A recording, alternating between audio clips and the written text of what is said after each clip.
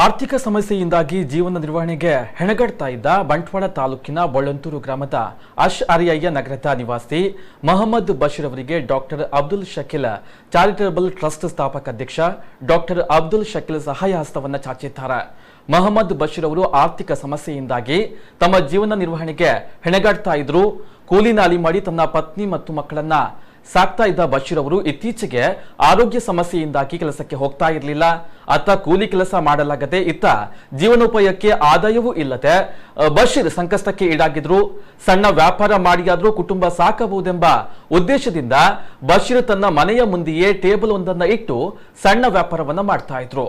ಇವರ ದಯನೀಯ ವ್ಯವಸ್ಥೆಯನ್ನ ಸಮಸ್ಯೆಯ ಬಗ್ಗೆ ಮಾಹಿತಿ ನೀಡಿದಂತ ಡಾಕ್ಟರ್ ಅಬ್ದುಲ್ ಶಕೀಲ್ ತಮ್ಮ ಟ್ರಸ್ಟ್ ವತಿಯಿಂದ ಅವರಿಗೆ ಒಂದು ಗಾಡಿಯನ್ನ ನೀಡುವ ಮೂಲಕ ನೆರವಾಗಿದ್ದಾರೆ. ಆರ್ಥಿಕ ಸಂಕಷ್ಟದಿಂದ ಇವರ ಮಕ್ಕಳು ವಿದ್ಯಾಭ್ಯಾಸದಿಂದ ವಂಚಿತರಾಗಬಾರದು ಎಂಬ ಸದುದ್ದೇಶದಿಂದ ಡಾಕ್ಟರ್ ಅಬ್ದುಲ್ ಶಕೀಲ್ ಈ ನೆರವಿನ ವ್ಯವಸ್ಥೆಯನ್ನ ಮಾಡಿದ್ದು, ಇದೀಗ ಡಾಕ್ಟರ್ ಅಬ್ದುಲ್ ಶಕೀಲ್ ಅವರ ಮಾನವೀಯ ಕಾರ್ಯ ಸಾರ್ವಜನಿಕ ವಲಯಗಳಲ್ಲಿ ಪ್ರಶಂಸೆಗೆ ಪಾತ್ರವಾಗಿದೆ.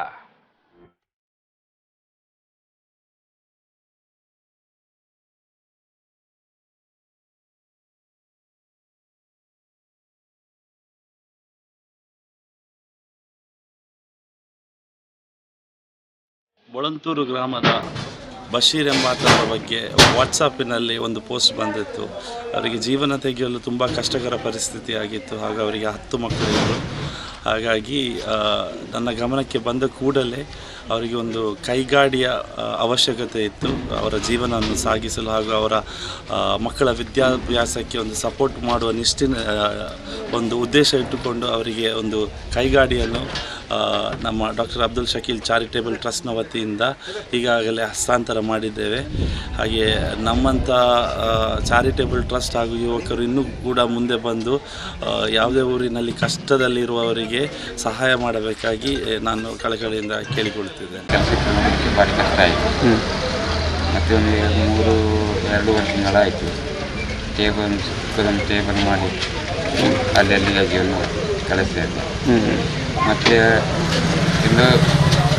ಇಲ್ಲಿ ಒಂದು ಜನವನ್ನು ಹೇಳಿದ್ರೆ ಇದಕ್ಕಿಂತ ಸಹಾಯ ಉಂಟು, ಅದನ್ನು ಮಾಡಿಕೊಳ್ಳೋದು. ಮತ್ತು ಅದಕ್ಕೊಂದು ನಾವು ಟ್ರೈ ಮಾಡಿದ್ವಿ. ಮತ್ತು ಇನ್ಶಾಲ್ಲ ಅದು ಅಲ್ಲ ತೋರಿಸಿಕೊಂಡು ಅವರನ್ನು ನಮಗೆ ಹೆಲ್ಪ್ ಮಾಡಿದ್ವಿ.